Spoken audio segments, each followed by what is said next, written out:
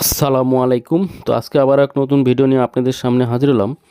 তো আজকের এই ভিডিওতে আমি আপনাদের দেখাবো যে বাসাবাড়িতে ইলেকট্রিক হাউস ওয়্যারিং ডিজাইন, অর্থাৎ কোথায় কোনটা কি বসবে সেটাই কিন্তু সেই বিষয় নিয়ে কিন্তু আলোচনা করব।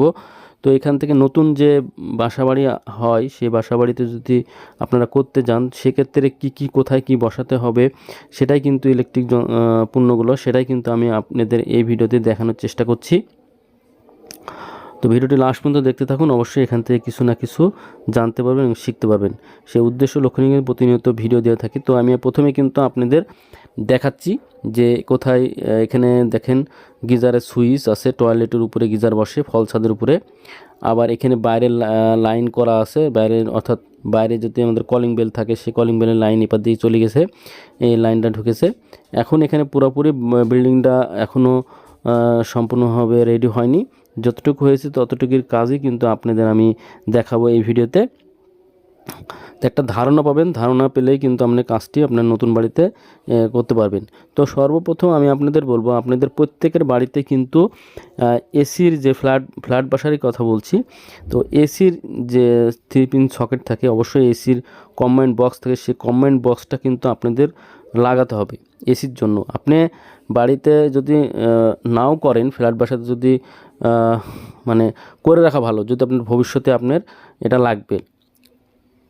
এই যে এসির পয়েন্টটা অবশ্যই গুরুত্বপূর্ণ হবে আপনার প্রত্যেকটা রুমে, না হলো যে রুমেগুলো আপনার দরকার সেই রুমে কম্বাইন্ড একটি বোর্ড লাগাবেন। কম্বাইন্ড বোর্ড বলছি এলো যে তলা থাকে, এসির তলা অর্থাৎ যে বক্স থাকে। তো এখানে দেখেন, এখন আপনাদের আমি দেখাচ্ছি প্রত্যেকটা রুমের কি থাকে কি থাকে না। ভিডিওটি একটু লং হলেও ধৈর্য সহকারে দেখেন। এখানে মেন সুইচ থেকে লাইনটা চলে গেছে, এই যে মেন সুইচ, এই মেন সুইচ থেকে লাইনটা আপনাদের ওই এইচডিবিতে আমি আপনাদের দেখাবো, এইচডিবিতে আসছে। তো সবচেয়ে বড় কথা, বাসাবাড়িতে আপনাদের ফ্ল্যাট বাসাবাড়িতে কিন্তু এইচডিবিটা অবশ্যই রাখতে হবে, কারণ এইচডিবি মানে হলো সাব ডিস্ট্রিবিউশন বোর্ড। অর্থাৎ সাব ডিস্ট্রিবিউশন বোর্ড মানে হলো যে এখান থেকে সমস্ত লাইন আপনার যে ইলেকট্রিক ডিভাইস লোডগুলো চালাচ্ছেন সমস্ত লোডগুলো কিন্তু ভাগ করে দেওয়াকে আমরা সহজভাবে বলতে পারি এইচডিবি।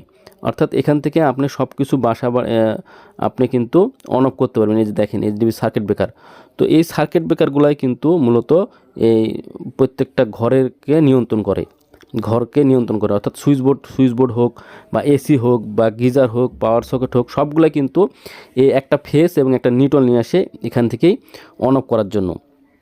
তো দেখেন এখানে 63 অ্যাম্পিয়ারের একটি ডবল পোলের এমসিবি দেওয়া আছে, কারণ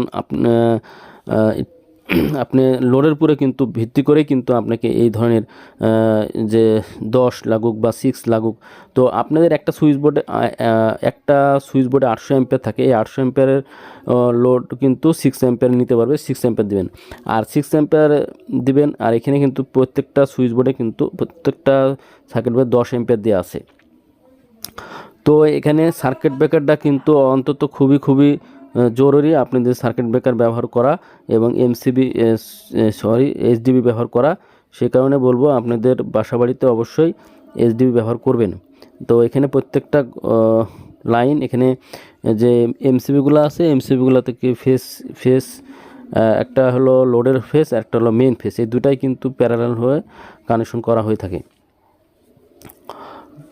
তো এখানে এইচডিবিতে লাইনটা দেখেন দেখানো হলো, এইচডিবিটা পুরোপুরি কাজ শেষ করার পরে এখন যে আমাদের ফ্রিজ, এখন আমাদের প্রত্যেকের বাসা বাড়িতে কিন্তু ফ্রিজ থাকে।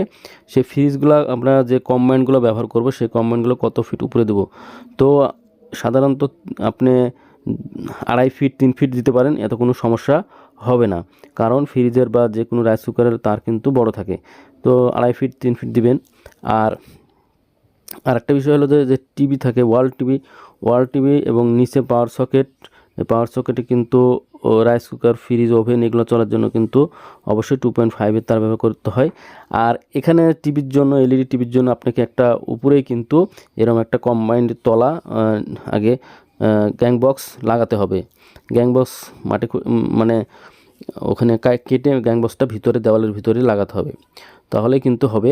আর আরেকটা বিষয় হলো যে এই যে খাটের পাশে যে আমরা বেড সুইচ ব্যবহার করি, খাটের পাশে কিন্তু অবশ্যই একটি গ্যাং বক্স লাগিয়ে রাখবেন, তাহলে আমাদের মোবাইল চার্জার হোক বা যে কোনো কিছু কিন্তু এখান থেকে চালানো যায়।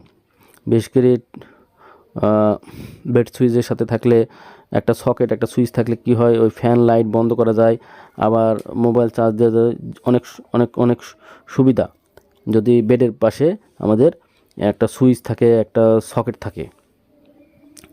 তো এখন চলে আসি রান্নাঘরে। রান্নাঘরে দেখেন, এখানে রান্নাঘরে আমাদের কি কি থাকতে হবে। রান্নাঘরে একটা লাইট থাকবে, এই যে লাইট, আর আপনাদের এখানে থাকবে একটি কম্বাইন্ড। কম্বাইন্ড বলতে গ্যাং বক্স, দুটা গ্যাং বক্স থাকতে পারে, কেউ একটাও দেয়, আপনারা একটা ব্যবহার করতে পারেন আপনার যদি লোড কম থাকে।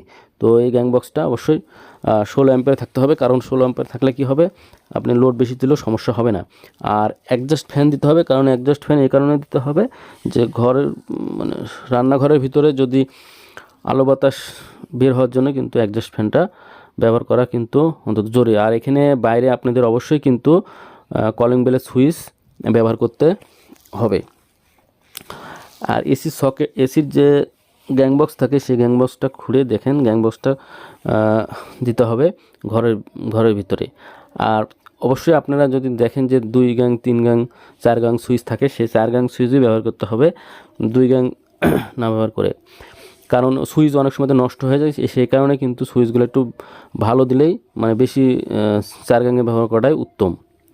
এখন আসি যে আমাদের যে স্পট লাইট, অর্থাৎ যে স্পট লাইট থাকে আমাদের বেলকুনিতে বা বাইরে অনেক সময় ডিজাইনের ক্ষেত্রে, তো এই স্পট লাইটগুলো কিন্তু দেখেন এখানে স্পট লাইটও ব্যবহার করতে হবে আপনাদের বেলকুনিতে তেলে, কিন্তু তাহলে কিন্তু সৌন্দর্যটা আরও বৃদ্ধি পাবে।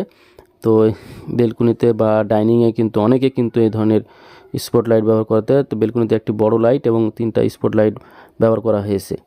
আর ওয়াইফাইয়ের জন্য একটি কম্বাইন্ড ব্যবহার করবেন, ওয়াইফাইয়ের জন্য একটি কম্বাইন্ড ব্যবহার করলেই কিন্তু পারফেক্টভাবে অ্যাডজাস্ট হবে। মাপ দেখেন এখানে উপরের দিকে দিবেন একটা ওয়াইফাইয়ের পাওয়ার সকেট লাগালেই হবে, ওখান থেকে লাইন টানা যাবে। আর এখানে আবার বেডের পাশে কিন্তু একটা দেখেন এখানে মাল্টি সকেট বলা যায়, একটা সুইচ বোর্ড, এখানে 2টা সকেট আছে, একটা সুইচ আছে, এখানে অবশ্যই আপনাদের লাগানো দরকার বেডের সাথে। আর আরেকটা বিষয় হলো যে আমাদের অনেকে কিন্তু যে পানি ফিল্টার, তো পানি ফিল্টারের জন্য আলাদাভাবে যদি বেসিংয়ের পাশে অবশ্যই একটা পয়েন্ট করা দরকার, যে পয়েন্টটা করা ছিল না, অবশ্যই পয়েন্ট করে নেবেন, পয়েন্ট করে নিলে যে কোনো মুহূর্তে কাজে লাগবে। তো আমি কিন্তু আপনাদের অল্প সময়ের মধ্যে দেখানোর চেষ্টা করলাম যে আপনারা বাসা বাড়িতে যে লাইনগুলো থাকে বা ডিজাইনগুলো হবে, কোথায় কি হবে সেটাই কিন্তু আমি দেখানোর চেষ্টা করছি। তো ভিডিওটি যদি ভালো লাগে অবশ্যই লাইক দেবেন, চ্যানেল নতুন সাবস্ক্রাইব করে পাশে থাকবেন।